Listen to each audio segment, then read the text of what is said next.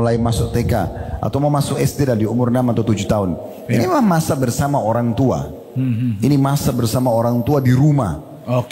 Memang orang tua harus pahami, inilah masa mereka bermain, mereka sama orang tua, dan tidak boleh orang tua sia-siakan masa ini.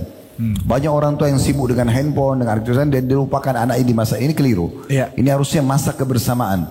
Kapan dia sukses di sini, nanti ada masa di masa dia sudah selesai kuliah, maka dia akan kembali kepada masa ini. Dia tahu dulu 6 tahun pertama dia orang tuanya bersama dia, di masa akhir dia juga akan bersama dengan orang tuanya.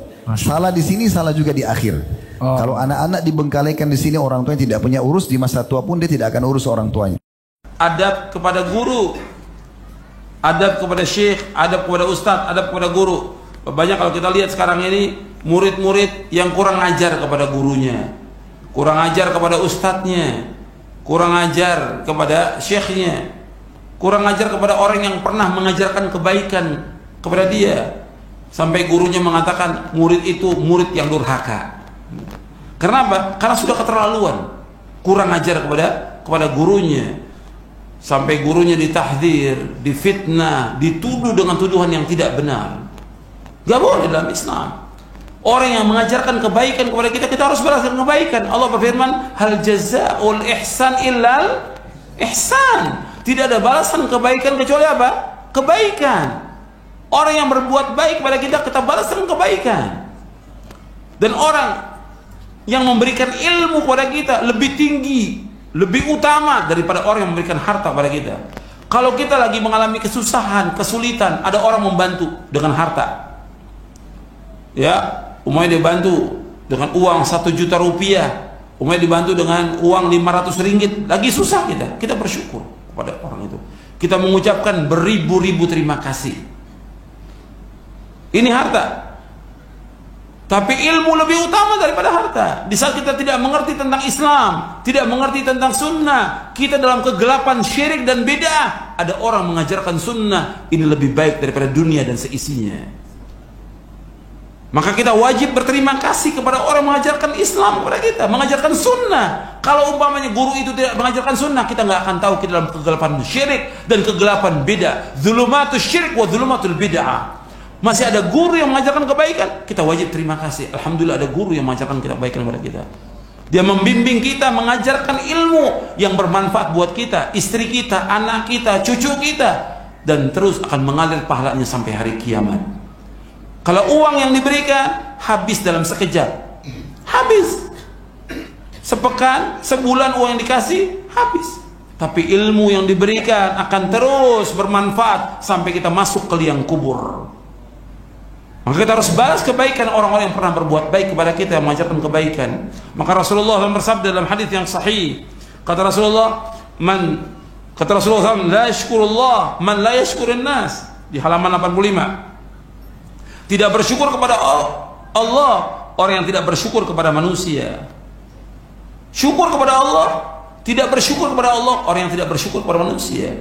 Kita harus bersyukur kepada orang-orang yang pernah berbuat kebaikan kepada kita. Kalau orang yang memberikan harta kita balas, apalagi orang yang memberikan ilmu kepada kita, lebih utama daripada harta. Bahkan Nabi SAW bukan hanya membalas kebaikan orang-orang Islam, hatta orang kafir yang pernah melindungi Nabi ketika Nabi hijrah, diusir ke Taif, Nabi balik lagi dilindungi, Nabi ingat jasanya dia. Aku akan balas dengan kebaikan. Sampai seperti itu, dibalas kebaikan dengan kebaikan. Sebab kita nggak dikatakan orang yang bersyukur kepada Allah kalau tidak bersyukur kepada siapa? Kepada manusia yang pernah berbuat baik kepada kita. Dan hadis ini sahih, diriwayatkan oleh Imam Bukhari dalam Adabul Mufrad, Ahmad, Abu Daud dan yang lainnya. Dari sahabat Abu Hurairah radhiyallahu anhu. Rasulullah SAW juga bersabda, "Man sana ilaikum ma'rufan fakafi'u, fa illam tajidu ma tukafi'unahu fad'u lahu hatta taraw annakum qad kafa'tumu." Man sana ilaikum ma'rufan, barang siapa yang berbuat kebaikan kepada kalian, fakafi'u, balas kebaikannya, balas kebaikannya. Fa illam tajidu ma tukafi'unahu, apabila kalian tidak mendapatkan untuk membalas kebaikannya, fad'u lahu, maka doakanlah dia dengan kebaikan. Hatta, sehingga tarau, kalian melihat, annakum qad kafa'tumu, kalian sudah membalas kebaikannya. Jadi terus kita mendoakan kebaikan. Guru-guru yang mengajarkan kebaikan kepada kita, kita doakan kebaikan kepada dia agar dia tetapkan di atas Islam dan sunnah, di atas manhaj yang hak, bukan dicela, bukan dihina, bukan difitnah, bukan dituduh, bukan, tapi doakan dengan kebaikan agar dia berjalan di atas Al-Quran wa sunnah la fahmis salaf. Itu Islam. Indah ajaran Islam ini. Nggak ada ajaran yang paling indah kecuali ajaran Islam. Betul-betul Islam mengajarkan akhlak yang mulia, adab yang mulia kepada semua makhluk ini. Naam, Ustaz Yazid bin Abdul Qadir Jawas rahimahullahu ta'ala. Ana ingat ana mulai belajar langsung kepada beliau itu ketika kuliah di Libya. Beliau punya kajian khusus hari Selasa di Masjid Al-Furqan di Dewan Dakwah. Habis zuhur biasanya. Ana juga ngaji sama beliau di Bogor, tapi nggak serius. Kenapa? Karena perjalanan dari Jakarta ke Bogor ya, dari angkot ke kereta ke angkot lagi, sampai tempat kajian itu sudah teler, udah ngantuk ya Allah seperti itu. Tapi yang jelas ana mendapatkan banyak ilmu dari beliau. Dan tadi Ustadz Ami juga menyampaikan kita ketika dekat sama Ustadz itu bukan hanya dari materi yang disampaikan, tapi dari adab dan akhlak beliau. Ini tuh beberapa kali ke rumahnya Ustadz Yazid. Rumah beliau sangat sederhana sekali. Bahkan anak duduk di bawah dengan karpet yang udah usang, bukan yang warna-warni. Ruang tamu beliau penuh dengan kitab dan buku. Anak tanya gimana cerita Ustadz perjalanan Ustadz berdakwah Ustadz. Ya beliau sampaikan, di antara beliau sampaikan, anak ini kontraktor. Bertahun-tahun kontrak rumah. Dari satu rumah ke rumah selanjutnya. Nanti nggak diperpanjang 2 tahun. Ada yang pernah lama sampai 4 tahun kata dia. Kata beliau, yang paling capek itu mindah kitab, kata dia. Ini menunjukkan bahwasanya beliau terus belajar, nggak pernah berhenti belajar. Dan beliau itu lembut orangnya, suka bergurau. Ketika anak datang ke rumahnya, dia ngomong sama anaknya, nih, Ustadz artis. Ente itu jangan foto-foto terus, kata Ustadz Yazid, ngomong sama anak. Itu Ustadz, bukan artis, kata dia. Siap Ustadz, makanya jangan foto-foto terus sama anak. Rahimahullahu ta'ala. Sama Ustaz Fathi juga sampai terakhir ya. Anak kalau mau cerita beliau panjang ya, karena waktu kita sini nanti insya Allah kalau ada waktu, karena udah malam. Tapi enak cerita kalau sebelum tidur sebenarnya. Sampai terakhir anak ke sana, anak ngomong sama Ustaz Yazid, Ustaz, anak mau bawa istri anak Ustaz ya, ke rumah Ustaz. Kenapa? Supaya istrinya belajar sama istri Ustaz bagaimana sabarnya menghadapi perjuangan seorang Ustaz. Bagaimana suaminya dihina, suaminya dimaki, bagaimana suaminya diusir, kan hati istri itu ya. Kata Ustaz siap, dibawa, sudah nggak apa-apa. Dan alhamdulillah anak sempat bawa istri anak untuk bertemu sama Ustaz Yazid sama keluarganya. Akhirnya mak-mak kumpul sama mak-mak sendiri. Yang jelas perjuangan itu membutuhkan pengorbanan. Dan fitnah umat Islam ini adalah harta. Semua umat itu punya fitnah, dan fitnah umatku adalah harta, kata Nabi SAW. Sejak anak pulang dari rumahnya Ustaz Yazid, anak itu sering dikasih sama jamaah itu tas-tas branded ya, kasih barang-barang branded. Anak ngomong sama mereka, anak jangan dikasih lagi. Anak sampaikan kepada mereka, anak mau jadi diri anak sendiri. Jangan sampai anak ini dibentuk sama orang-orang kaya ini. Jangan. Anak pernah beli motor lumayan mahal lah buat anak ya.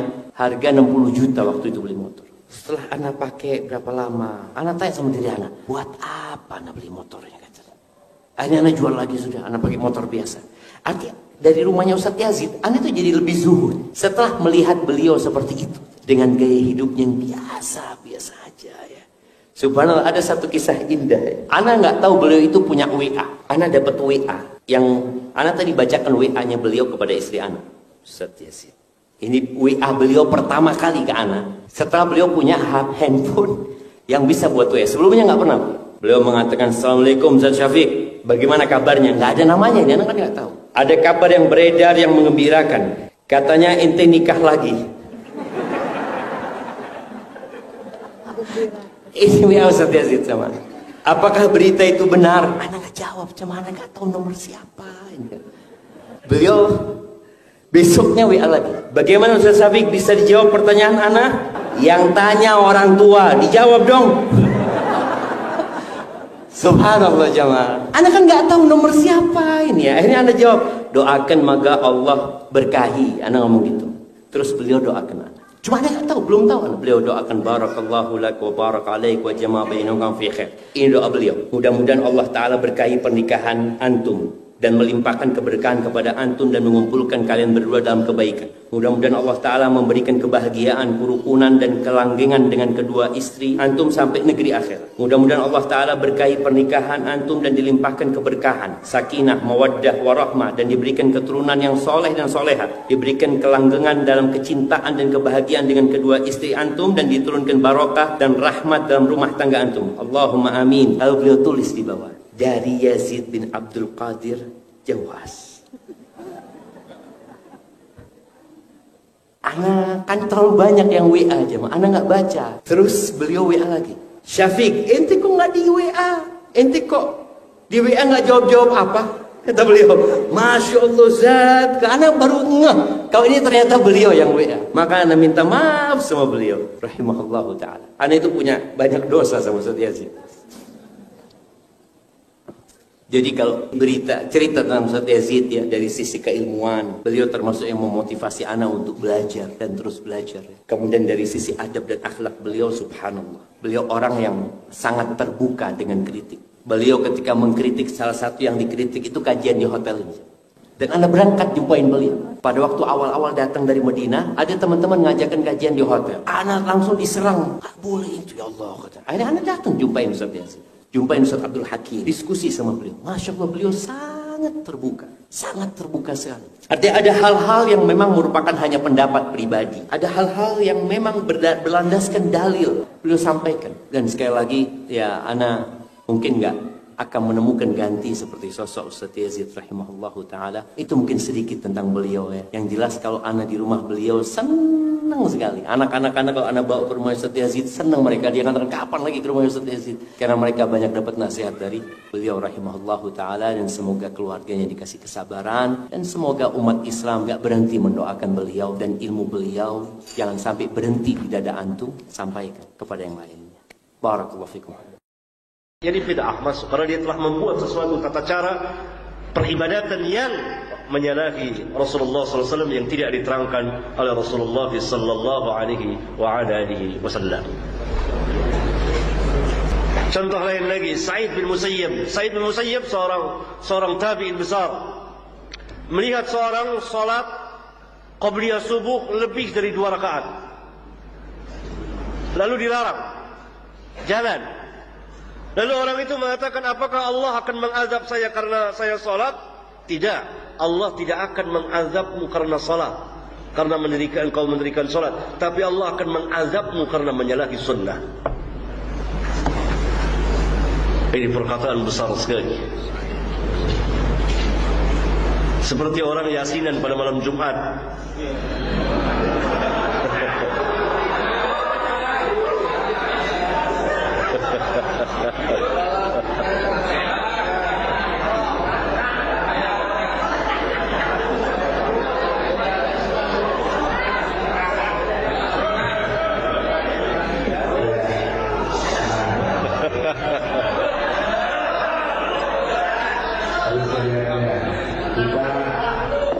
Tetap dalam kondisi yang bersih dan menghargai rekan-rekan lain yang begitu serius menikmati materi yang disampaikan ini. Ya. Tidak ada masalah.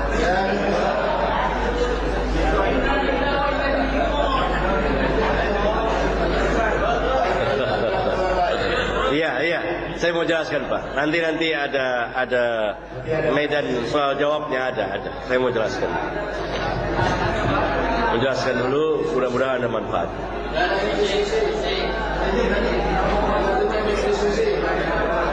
Iya.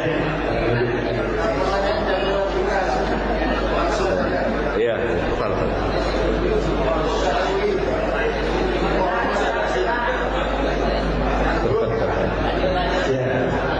Iya. Setelah selesai, kita tenang, begitu dilakukan, baru kita lakukan yang tanya jawab.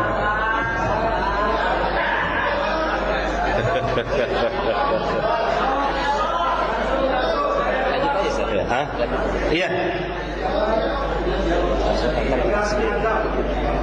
Sa'id bin Musayyib rahimahullah ta'ala tadi mengatakan bahwa Allah tidak akan mengazabmu karena engkau salat, tapi Allah akan mengazabmu karena menyalahi sunnah Rasulullah sallallahu alaihi wasallam. Karena Rasulullah sallallahu alaihi wasallam hanya mengajarkan salat qabliyah subuh 2 rakaat, jangan kau tambah. Ya, sama tadi saya beri contoh orang yasinan tiap malam Jumat, baca yasin boleh. Baca yasin boleh, tetapi ditetapkan setiap malam Jumat ada keberkahan adalah bid'ah, menyalahi sunnah Rasulullah sallallahu alaihi wa alihi wasallam. Karena penetapannya, melarangnya, yakni menetapkan bahwa ada satu keutamaan dan kelebihannya. Nah, ketetapan ini harus datang wahyu dari Allah Subhanahu wa taala dan dijelaskan oleh Rasulullah sallallahu alaihi wa alihi wasallam. Karena sunnah Al-Quran dan sunnah merupakan wahyu dari Allah Subhanahu wa taala, sebagaimana sunnah merupakan wahyu. Allah Subhanahu wa taala berfirman, "Wa ma yantiqu 'anil hawa in huwa illa wahyu yuha." Dia Allah, dia Rasulullah SAW tidak berbicara dengan hawanya, melainkan wahyu yang diwahyukan kepadanya. Barangkali cukup di sini. Assalamualaikum warahmatullahi wabarakatuh. Alhamdulillah, kita berjumpa lagi dalam rubrik konsultasi syariah bersama Ustadz Aminur Bait. Kali ini kita akan membacakan pertanyaan dari pembaca. Assalamualaikum Ustadz. Waalaikumsalam warahmatullahi wabarakatuh. Ada pertanyaan. Saat ini banyak tersebar keyakinan di masyarakat tentang anjuran menyantuni anak yatim di hari Asyura. Apakah ini benar demikian? Apakah ada dalilnya? Nah. Alhamdulillah wassalatu wassalamu ala Rasulillah wa ala alihi wa sahbihi wa mawala. Wa asyhadu an la ilaha illallah wahdahu la syarikalah wa asyhadu anna Muhammadan abduhu wa rasuluh. Yang pertama yang perlu kita lihat adalah bahwa ibadah itu harus ada dasarnya, ya. Dan sebenarnya secara logika orang menerima, karena kita itu buta akhirat dan kita juga buta bagaimana cara berbahagia di akhirat. Maka satu-satunya cara agar kita bisa bahagia di akhirat adalah ikuti orang yang tahu akhirat, yaitu Nabi SAW, karena beliau mendapatkan wahyu dari Allah Ta'ala. Sehingga bagaimana cara berbahagia di akhirat, orang tidak bisa meraba atau berinovasi atau mencari-cari. Maka seharusnya kita merasa bersyukur ketika agama itu oleh Allah kita dikasih. Allah kasih kita satu paket agama. Sebagaimana akidah, fikih, kemudian penjelasan-penjelasan syariah, itu kita tidak meraba, kita tidak mencari, tapi Allah kasih. Andai kan aturan syariah itu berdasarkan kesepakatan manusia, kumpul sekian orang rapat untuk membuat aturan, pasti nggak jadi, gagal semuanya. Tapi Allah kasih kita, akidah Allah kasih, semuanya Allah kasih. Dan setiap amal itu pasti diiringi oleh akidah. Kenapa Bapak mengamalkan kayak gini? Oh, ini nanti bisa mengantarkan saya ke surga. Oh, bisa menambah jumlah bidadari. Nanti saya bisa minum air khamar dan seterusnya. Berarti kan diiringi dengan akidah. Loh, Bapak dari mana tahu itu? Ini ada hadisnya. Sahih. Alhamdulillah, kita menerima. Berarti apa yang Anda lakukan benar. Dan ideologi yang Anda miliki juga benar. Nah, ketika kita berbicara tentang bulan Asyura, keutamaannya sangat jelas. Nabi SAW menyebutkan tentang keutamaan Asyura dalam hadis riwayat Bukhari. Karena ini adalah hari yang istimewa, di mana Allah selamatkan Musa dari Firaun bersama bala tentaranya. Allah selamatkan Musa dan Bani Israel dari kejaran Firaun. Kemudian mereka bersyukur dan mereka berpuasa. Nabi SAW juga menyebutkan keutamaannya, saumu yaumi Asyura ahtasibu 'ala Allah ayyukaffira sanatal madiyah. Puasa di hari Asyura, saya berharap semoga Allah memberikan kafarah untuk dosa pelakunya setahun yang telah lewat. Tapi kita tidak menjumpai ada hadis khusus yang menyebutkan tentang keutamaan menyantuni anak yatim ketika hari Asyura. Betul ada sebuah hadis, tapi statusnya hadis yang palsu, hadis yang maudhu, atau minimal derajatnya dhaif sekali. Hadis yang menyebutkan man masaha biyadihi ra'sa yatimin yauma asyura. Siapa yang mengusap dengan tangannya, dia mengusap kepala anak yatim pada hari Asyura, rufi'alahu bi'adadi sya'rihi darajatan, maka akan diangkat derajatnya sejumlah rambut anak yatim tersebut.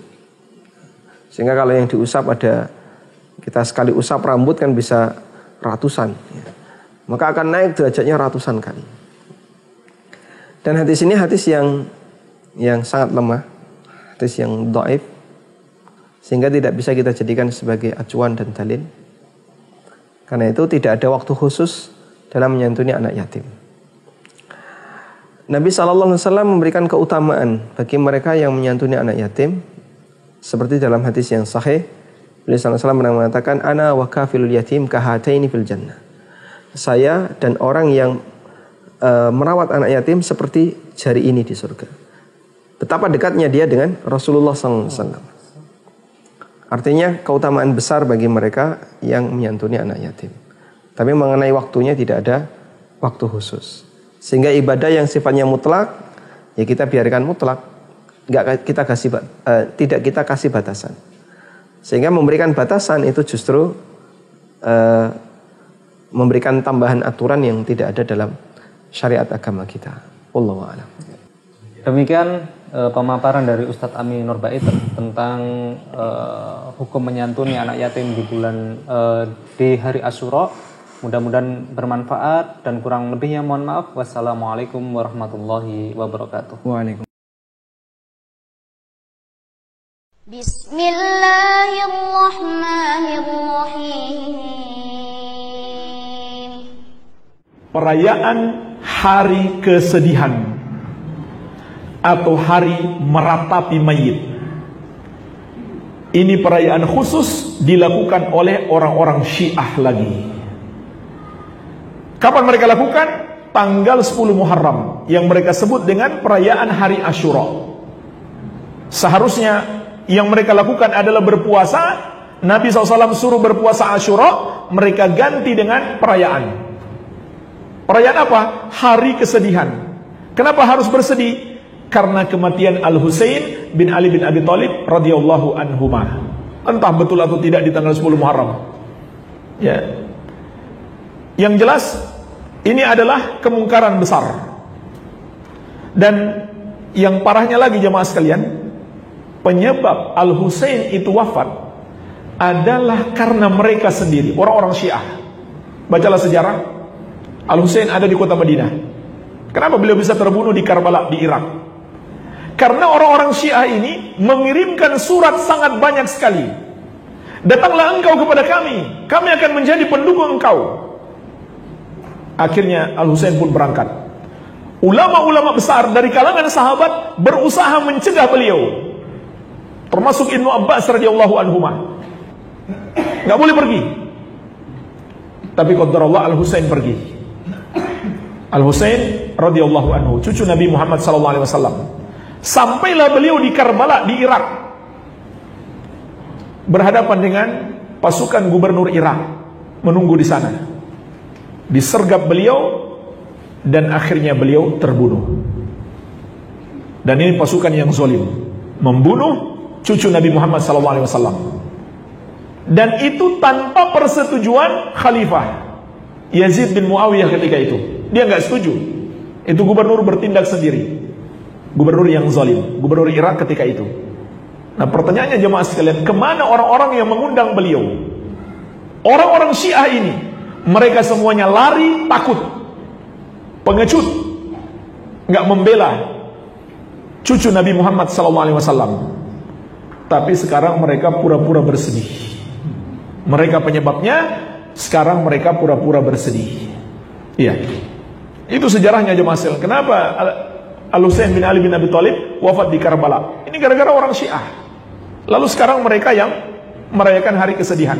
Tapi yang lebih parah lagi, kuburan Al-Husain di Karbala mereka agungkan, mereka sembah, mereka berdoa kepadanya, mereka sudah menjadikan beliau sebagai Tuhan mereka. Dan mereka menganggap berziarah ke Karbala, ke kuburan Al-Husain, 1 kali lebih afdal daripada 9 kali haji. Mereka berhaji pun talbiyahnya bukan labbaika Allahumma labbaik, labbaika ya Husain. Terus berisik lagi, berkelompok, berjalan, teriak-teriak, berzikir berjamaah, mengganggu jamaah yang lain. Labbaika ya Husain, bukan labbaik Allahumma labbaik. Ini yang lebih parah, mereka sudah menyembah Husain. Iya. Dan Al-Husain berlepas diri dari mereka. Tidak mungkin beliau setuju dengan mereka. Kata Syekhul Islam, wasara syaitan bisababi qatlil Husain radhiyallahu anhu yuhdisu linnasi bid'atain. Maka setan dengan sebab kematian Al-Husain radhiyallahu anhu mengada-adakan untuk manusia 2 bid'ah. Yang pertama, bid'atul huzn wan nauh yaum Asyura. Bid'ah bersedih dan meratapi mayit, yaitu meratapi kematian Al-Husain di hari Asyura tanggal 10 Muharram.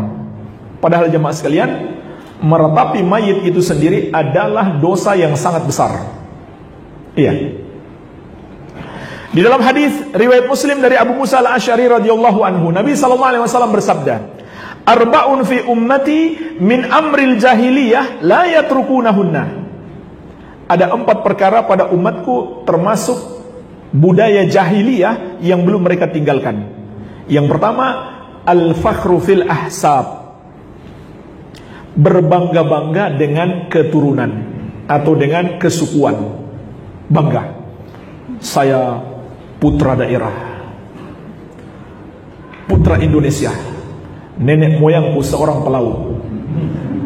Ini kebanggaan-kebanggaan jahiliyah, nggak pantas dibanggakan. Itu jahiliyah. Darah saya biru, ya kalian merah. Ini jahiliyah semuanya. Berbangga-bangga dengan kebangsaan, kesukuan, dengan nasab, ya. Yang kedua, watta'nu fil ansab. Mencela nasab orang lain. Mencela nasab orang lain. Contohnya apa? Mencela nasab orang Cina, misalkan. Mencela orang Arab. Ini termasuk mencela nasab. Ya, ini jahiliyah. Yang ketiga, wal istisqa bin nujum. Menisbatkan hujan kepada bintang atau minta hujan kepada bintang, dan ini adalah syirik. Dari 4 ini, yang syirik hanya 1, yang ketiga. Kemudian yang keempat, wan niyaha, meratapi mayit. Jadi itu kebiasaan jahiliyah dan dosanya sangat besar.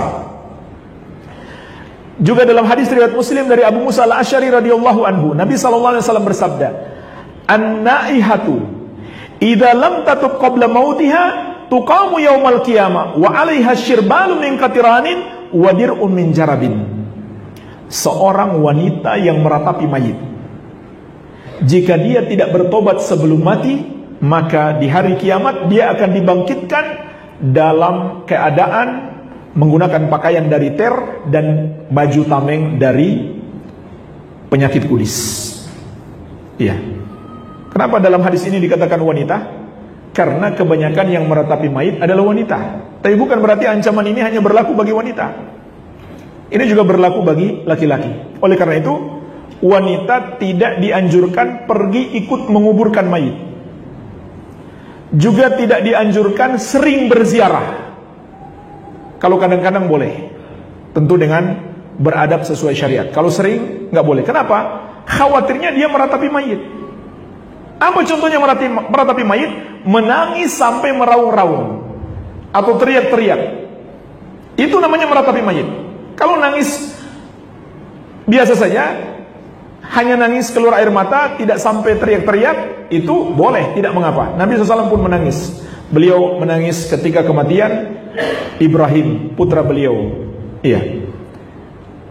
Tapi subhanallah, ini banyak dilakukan kaum wanita. Kalau kaum laki-laki melakukannya juga sama. Dan jemaah sekalian, kaum laki-laki maupun perempuan, orang-orang Syiah semua melakukan. Bahkan lebih dahsyat lagi yang mereka lakukan. Sampai memukul-mukul diri mereka, menyakiti diri mereka. Ya, mungkin antum pernah lihat di video, mereka sampai berdarah-darah. Iya. Dan dalam hadis yang diriwayatkan Al-Bukhari Dari Abdullah bin Mas'ud radhiyallahu anhu, Nabi sallallahu alaihi wasallam bersabda, "Laisa minna man latamal khududa wa syaqqal juyuba wa da'a bi da'wal jahiliyah." Bukan bagian dari kami orang yang tertimpa musibah lalu memukul wajah-wajah mereka atau diri-diri mereka sendiri, merobek-robek pakaian mereka dan menyeru dengan seruan jahiliyah. Persis seperti yang mereka lakukan. Malah dilarang keras oleh Rasulullah sallallahu alaihi wasallam. Yang seharusnya berpuasa, mereka tidak puasa, malah meratapi mayit. Maka hati-hati. Ini harus kita peringatkan kaum muslimin. Dan biasanya setiap tanggal 10 Muharram, hari Asyura, itu mereka rayakan besar-besaran. Dan mereka jadikan juga sarana untuk merekrut kaum muslimin. Dan ikhwan, antum sekalian, guru dari kaum muslimin telah wafat dan berpulang ke rahmatullah.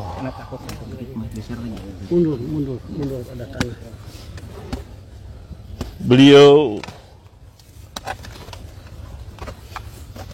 yang saya kenal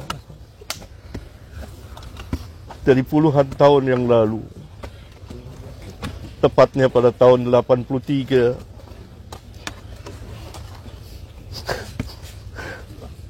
kami bertemu di perpustakaan, di tempat yang dipenuhi dengan kitab-kitab para ulama. Saya berkenalan karena sejalan dan bercita-cita untuk ad-da'wah ilallah. Maka kami saling berbagi dalam menimba ilmu syar'iyah dan berdakwah apa yang kami mampu. Terus berlangsung sampai pada hari Kamis pekan yang lalu. Saya sempat bertemu, menjenguknya dan berbicara, memberikan kabar gembira. Absyir ya Ustaz, antum telah berbuat apa yang antum telah buat. Apalagi antum selesai menunaikan ibadah haji. Semoga mendapat haji yang mabrur, yang tidak ada balasannya kecuali jannah.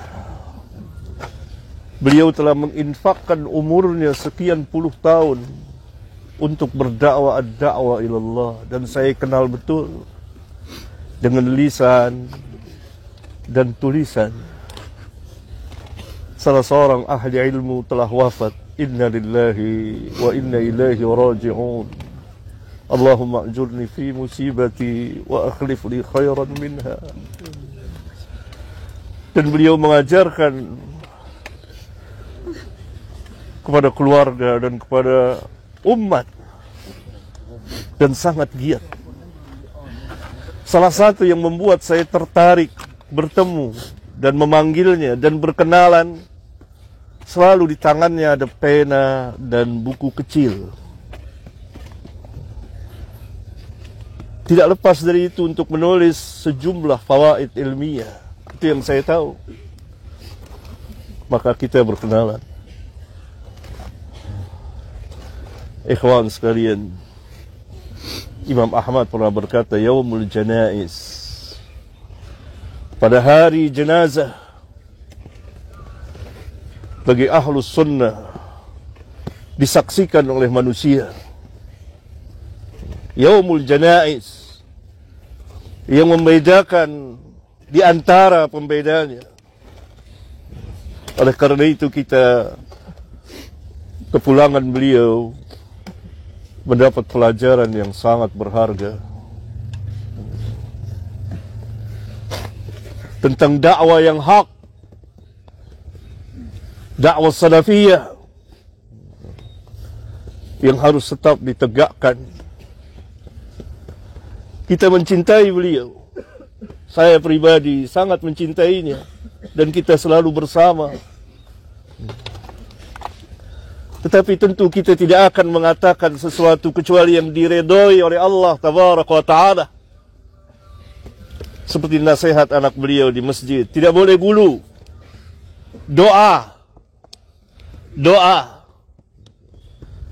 Bahkan ketika saya terakhir bertemu pekan yang lalu, doain, begitu beliau katakan. Doain. Doa. Oleh karena itu Rasulullah SAW apabila selesai menanam, beliau berhenti sejenak dan beliau bersabda kepada para sahabat, istaghfiru li akhikum wasalu lahu at-tasbit fa innahu al-an yus'al. Mohonkanlah ampunan untuk saudaramu dan minta kepada Allah tasbit, keteguhan, kekuatan. Fa innahul an yus'al, karena sekarang dia sedang ditanya. Ini yang kita lakukan. Memohonkan ampun, meminta kepada Allah agar beliau mempunyai keteguhan dalam menjawab pertanyaan dua malaikat yang mulia, Munkar dan Nakir. Dan Nabi dalam hadis yang lain, di samping jenazah, beliau menangis, air matanya membasahi tanah. Dan beliau mengatakan, untuk yang seperti inilah, pada hari inilah, kamu mempersiapkan diri. Nabi SAW mengatakan kepada para sahabat, yang Allah jamin jannah, bagaimana dengan kita? Ini yang kita ambil pelajaran. Dengan penuh kekhusyuan. Jangan teriak-teriak suara berisik. Karena ini ibrah yang sangat dalam.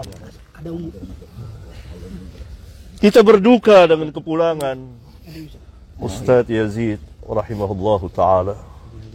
Semoga Allah mengampuninya. Semoga Allah merahmatinya. Semoga Allah memasukkannya ke dalam Jannatul Firdaus. Dan semoga Allah subhanahu wa ta'ala melindungi dari azab kubur dan azab neraka. Dan ilmunya bermanfaat dengan lisan dan tulisan. Amin.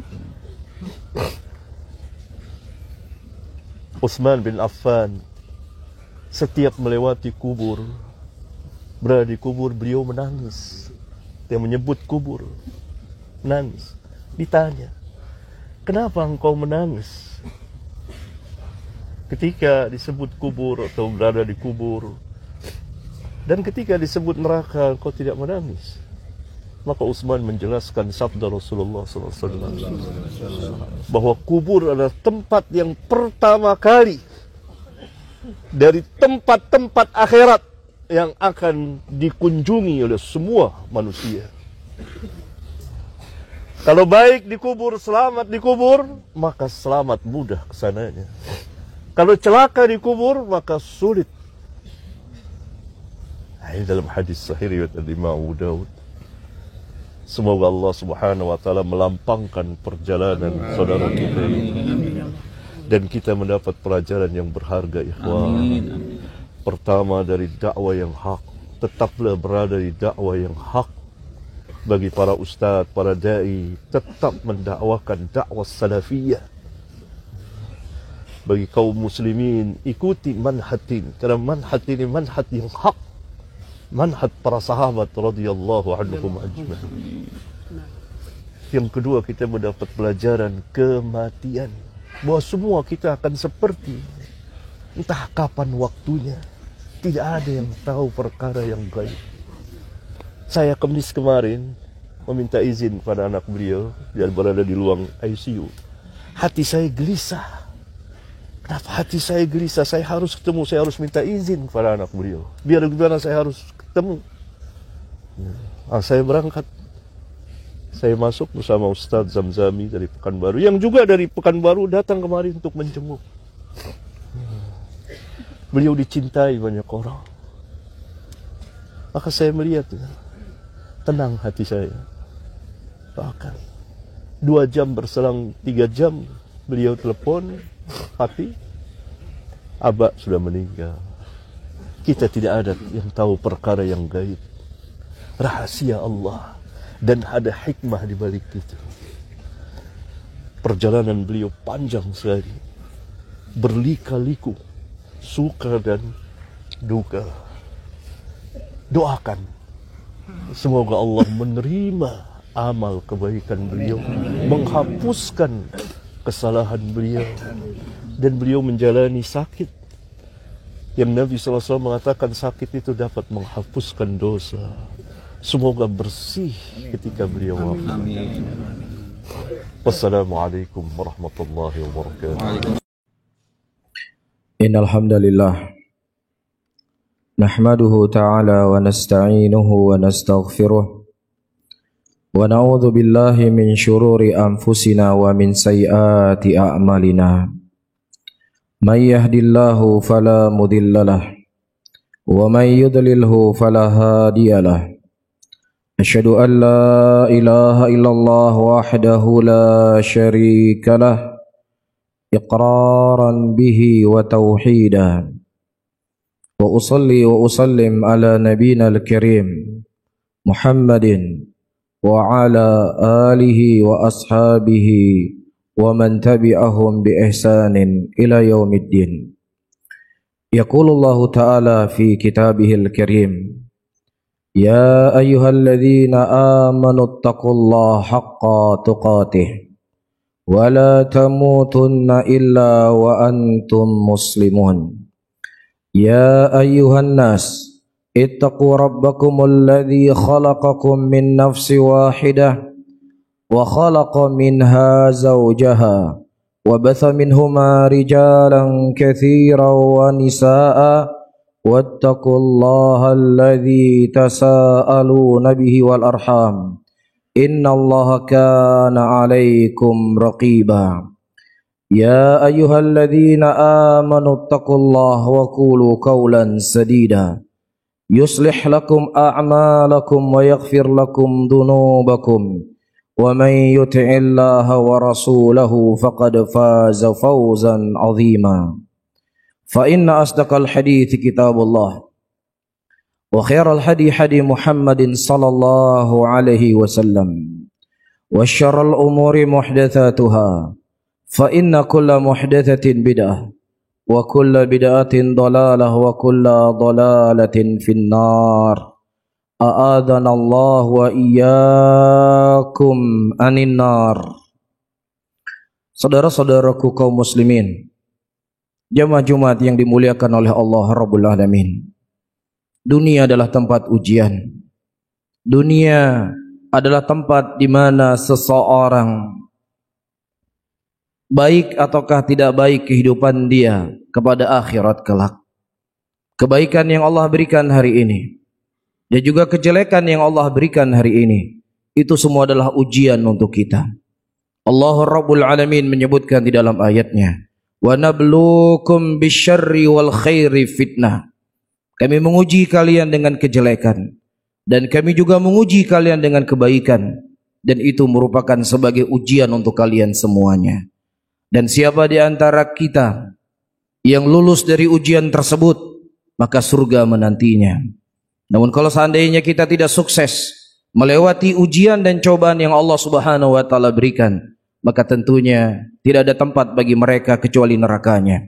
Allah Subhanahu wa taala menyebutkan di dalam ayat Al-Qur'an, hasiban nas ayutraku ayyakulu amanna wa hum la yuftanun wa laqad fatanna alladhina min qablihim falya'lamanna Allahu alladhina sadaqu wa liya'lamanna al-kadhibin.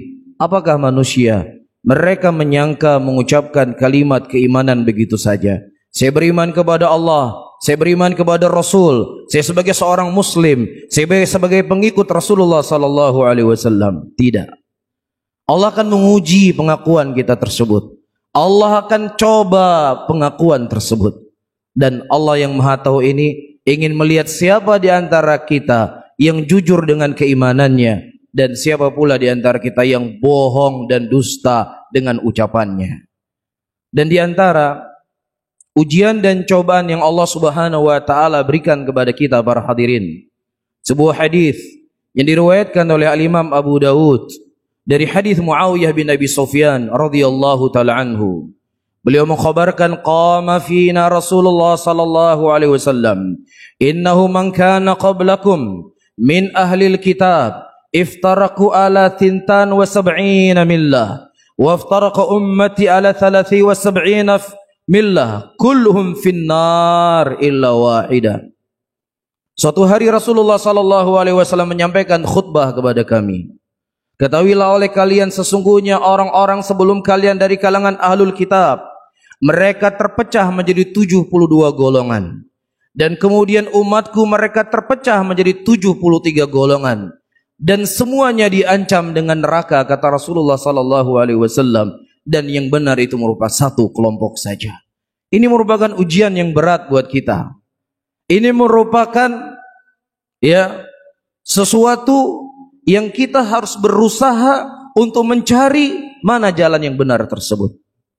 Mana jalan yang hak dan mana jalan yang dikhabarkan oleh Nabi kita sallallahu alaihi wasallam yang mereka akan mewarisi surganya Allah Rabbul Alamin. Di dalam hadis yang lain Rasulullah sallallahu alaihi wasallam lebih mempertajam tentang perselisihan dan perpecahan yang terjadi.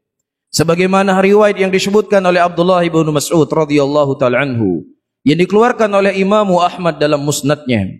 Khattalana Rasulullah sallallahu alaihi wasallam khattan biyadihi, thumma yakhutu khututan an yaminihi wa shimalihi.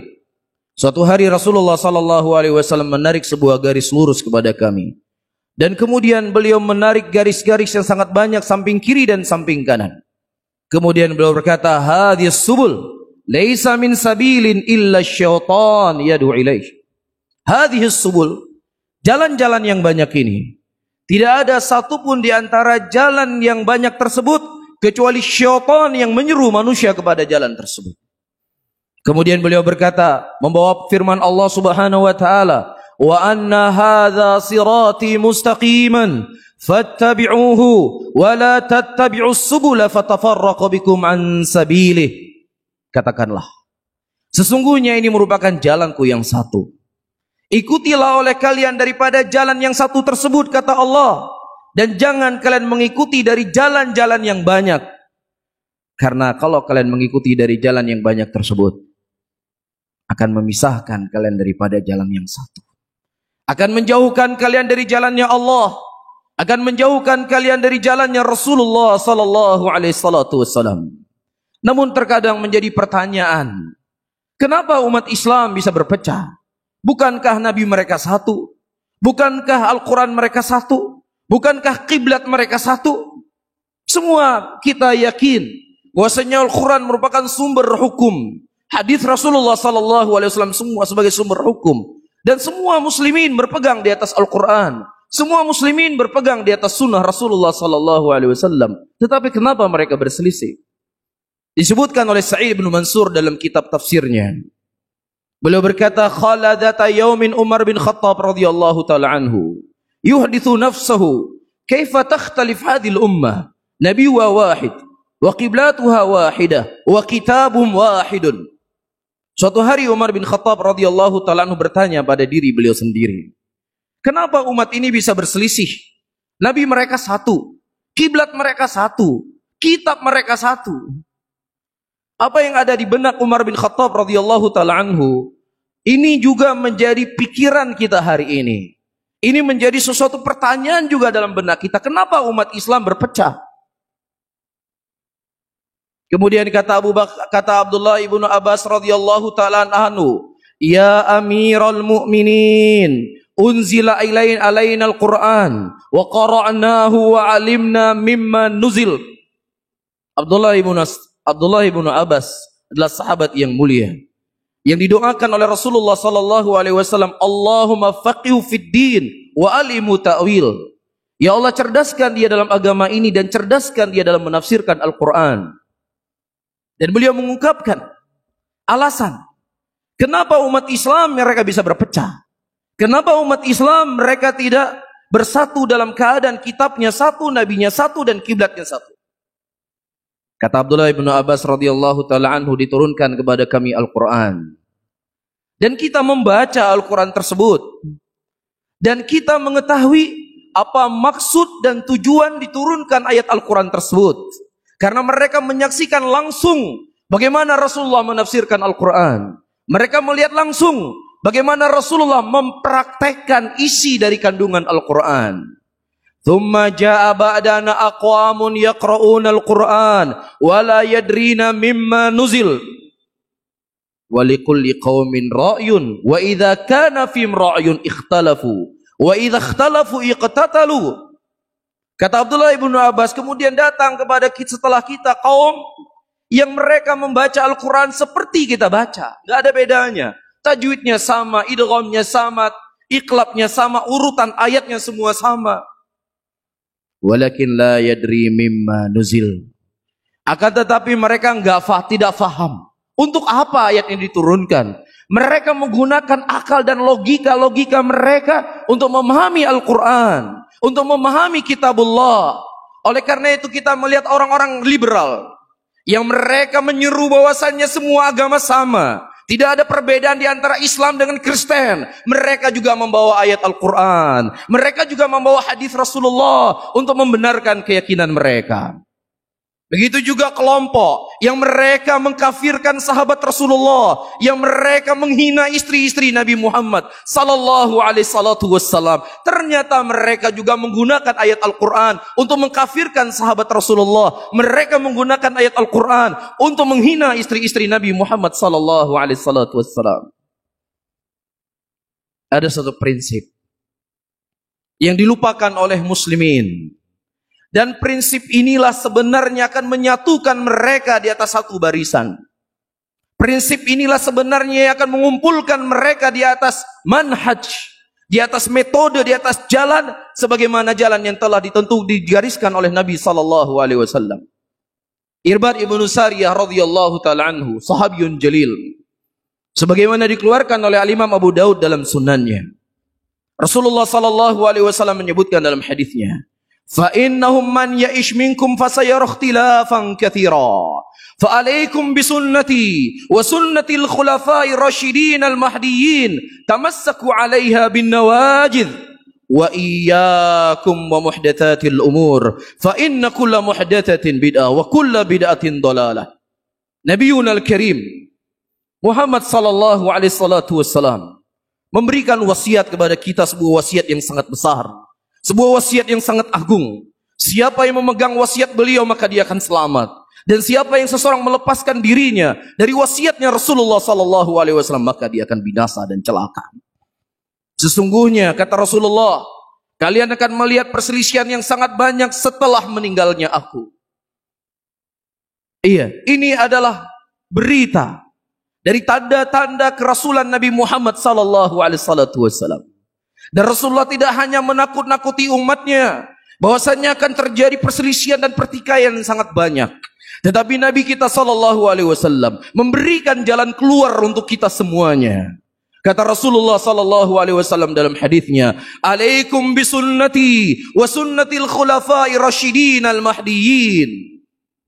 Berpegang teguhlah kalian di atas sunnahku. Dan berpegang teguhlah kalian di atas sunnah para khulafa ar-rasyidin. Di atas sunnahnya para sahabat Rasulullah sallallahu alaihi wasallam, di atas jalannya Abu Bakar, di atas jalannya Umar, di atas jalannya Utsman, di atas jalannya Ali radhiyallahu taala anhum ajma'in. Dan hati-hati kalian dengan perkara-perkara yang baru. Karena perkara-perkara yang baru itu akan mengarahkan kalian ke dalam nerakanya Allah Rabbul Alamin. Subhanallah. Ketika terjadi pertikaian, ketika terjadi perselisihan, bukan seseorang masing-masing dengan pendapatnya diberikan kebebasan, dengan pendapatnya masing-masing diberikan kebebasan dengan jalannya masing-masing. Tidak, para hadirin. Ketika terjadi perselisihan, justru Rasulullah mengingatkan kita semuanya untuk berpegang teguh di atas sunnahnya beliau, di atas jalannya para sahabat Rasulullah sallallahu alaihi wasallam.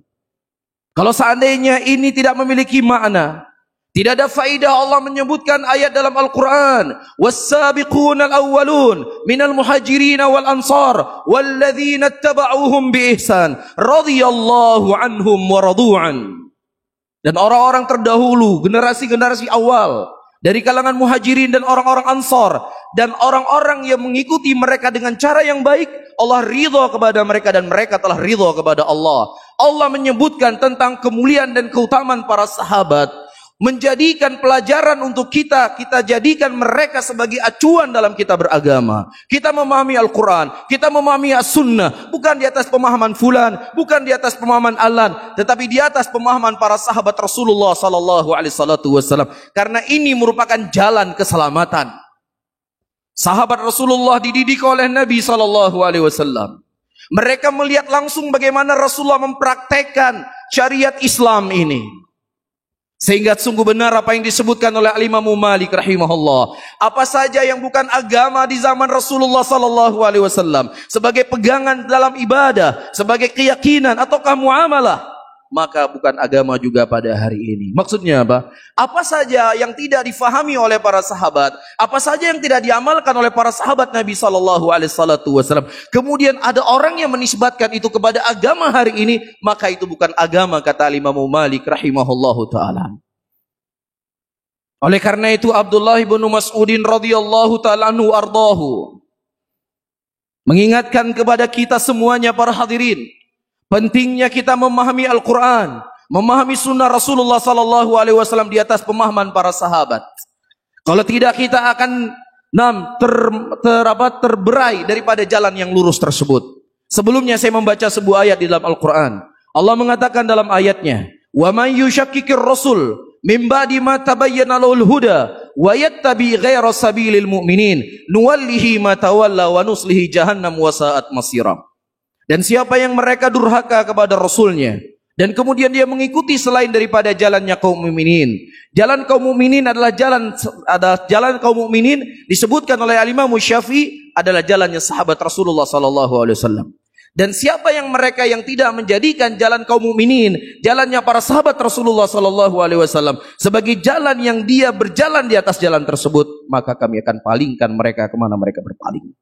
Dan kami masukkan mereka ke dalam neraka jahanam. Ayat ini dijadikan oleh para ulama wajibnya seseorang berpegang teguh di atas Al-Quran, berpegang teguh di atas sunnah Rasulullah sallallahu alaihi wasallam, di atas pemahaman para salafun salih, di atas pemahaman para sahabat, di atas pemahaman para tabi'in, di atas pemahaman para tabi'ut tabi'in. Dan itulah yang selalu kita minta dalam salat kita. Ihdinas siratal mustaqim, siratal ladzina an'amta alaihim, ghairil maghdubi alaihim waladdallin. Ya Allah, tunjukilah kami kepada jalan yang lurus, jalan orang-orang yang telah Engkau berikan nikmat kepada mereka. Siapa itu? As-siddiqin, an-nabiyyin, as-siddiqin, as-salihin, asy-syuhada. 4 generasi, 4 jenis manusia. Pertama para nabi. Kemudian as-siddiqin. As-siddiq di sini adalah Abu Bakar As-Siddiq di antara maknanya. Kemudian asy-syuhada. Asy-syuhada di antaranya Umar bin Khattab. Keempat as-salihin itu orang-orang saleh yang mengikuti daripada jalan tersebut. Iya, jadi ketika kita meminta, ya Allah tunjukilah aku kepada jalan yang lurus, yaitu jalan-jalan orang-orang yang telah diberikan nikmat oleh Allah Subhanahu wa taala dari 4 jenis manusia ini. Faham? Ya, dari 4 jenis manusia ini. Nah, kalau kita memilih selain daripada jalannya mereka, kita akan dipastikan akan tersesat daripada jalan yang lurus. Tidak cukup seseorang menjadikan Al-Quran saja. Tidak cukup seseorang menjadikan hadis Rasulullah sebagai pegangan. Ya, yang kemudian Al-Quran dan hadis difahami dengan logikanya, difahami dengan akalnya, tidak dikembalikan kepada ulama, tidak dikembalikan kepada sahabat Rasulullah sallallahu alaihi wasallam. Abdullah bin Mas'ud radhiyallahu taala anhu menyampaikan dalam sebuah wasiat beliau, "Man kana minkum ayyastanna falyastanna biman qatmat." Barang siapa di antara kalian yang ingin menjadi jalan dalam acuan agama kalian, maka ambillah jalan orang-orang yang telah meninggal dan wafat. Fa innal haya la tuman alaihil fitnah, karena orang yang hidup tidak aman dari mereka fitnah. Ala wa hum ashabun nabi sallallahu alaihi wasallam, ikhtarahumullah bi suhbati nabihi wa iqamati dinihi, wa hum abarraqa quluban wa amaqa ilman wa aqalluha takallufan fa'arafu lahum qadrahum ittabi'u min atharihim fa innahum ala siratim mustaqim. Mereka adalah jalannya sahabat Rasulullah sallallahu alaihi wasallam. Karena orang yang hidup tidak aman dari kalian fitnah. Orang yang hidup yang kita ikuti hari ini, dia hari ini bisa muslim, besok dia bisa kafir. Hari ini bisa taat, tetapi besok nanti dia tidak taat. Tetapi jalan yang sudah pasti selamat adalah jalannya sahabat Rasulullah sallallahu alaihi wasallam, yang mana Allah telah memilih mereka untuk bersahabat dengan Rasulullah. Allah telah memilih mereka untuk membela agama Allah Subhanahu wa taala, yang mana mereka itu adalah orang yang paling baik hatinya, yang paling luas ilmunya, dan paling sedikit membebani dirinya. Dan ketahui oleh kalian kedudukan mereka. Ikutilah jalan mereka, kata Abdullah ibnu Mas'ud, fa innahum ala siratim mustaqim. Karena sesungguhnya di mereka berada di atas jalan yang lurus. Demikian juga disebutkan oleh salah seorang imam dari imam madhab yang 4, Imamu Ahmad rahimahullah. Beliau berkata, usulu sunnah indana tamasuk bima kana alaihi ashabu Rasulullah sallallahu alaihi wasallam. Pondasi agama di sisi kami di dalam memahami Al-Qur'an, di dalam memahami sunnah Rasulullah sallallahu alaihi wasallam, dalam memahami agama ini sebagaimana yang telah datang dari sahabat Rasulullah sallallahu alaihi wasallam. Ini merupakan sebuah kaidah yang ma'ruf di kalangan para ulama terdahulu, terkhusus dari imam madhab yang 4. Barakallahu li wa lakum fil Qur'anil azim wa nafa'ani wa iyyakum bima fihi minal ayati wa dzikril hakim. Fataqabbalallahu minni wa minkum innahu samii'un alim.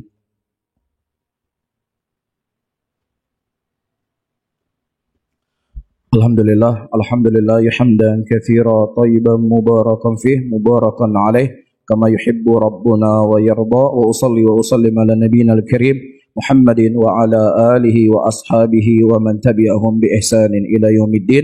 Yaqulullahu ta'ala fi kitabihil karim, a'udzu billahi minasyaitonir rajim, bismillahirrahmanirrahim, wal 'asr innal insana lafi khusr illa alladziina amanu wa 'amilus salihati wa tawasaw bil haqq wa tawasaw bis sabr. Innallaha wa malaikatahu yusholluna 'alan nabi ya ayyuhalladzina amanu shallu 'alaihi wa sallimu taslima. Allahumma shalli 'ala sayyidina Muhammad wa 'ala ali Muhammad kama shallaita 'ala Ibrahim innaka Hamidun Majid. Allahumma ighfir lil muslimina wa muslimat wal mu'minina wal mu'minat al ahya'i wal amwat.